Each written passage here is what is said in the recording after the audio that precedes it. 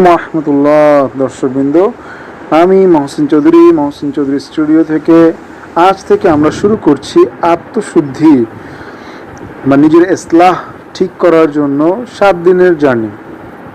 তো প্রথম দিন আজকে আমরা করতে যাব যে আমরা শিখব কিভাবে নিয়ত ঠিক করা যায় এবং নিয়ত ঠিক করার শক্তি, নিয়ত ঠিক করলে নিজের কেমন লাগে, নিয়তটা প্র্যাকটিস করলে নিজের কেমন লাগে।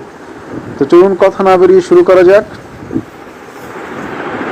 রাসূলুল্লাহ সাল্লাল্লাহু আলাইহি সাল্লাম বলেছেন, সব কাজ নিয়তের উপর নির্ভর করে।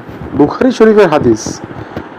আমি যাই করি, নামাজ, কাজ, হাসি মুখ, ভালো ব্যবহার, বলা যায় সব কিছুই আমার নিয়ত থাকতে হবে আমি এটা আল্লাহর জন্য করছি, তাহলে সেটা ইবাদত হয়ে যায়। চলুন তাহলে আজকে নিয়ত ঠিক করার জন্য আমরা একটু প্র্যাকটিস করি।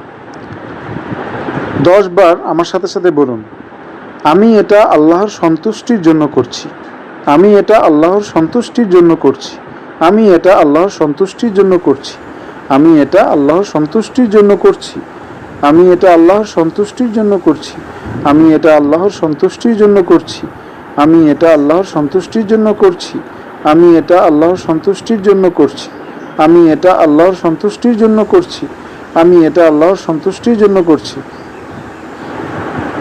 কেমন লাগছে?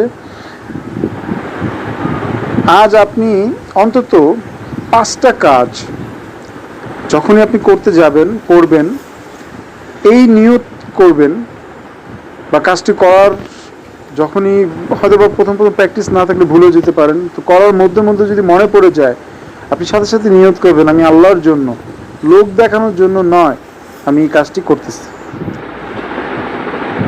তো দর্শকবৃন্দ, আপনি কোনো কাজটি আল্লাহর জন্য করলেন, কোন কাজটি করলেন আমাদেরকে কমেন্টে লিখে জানাবেন।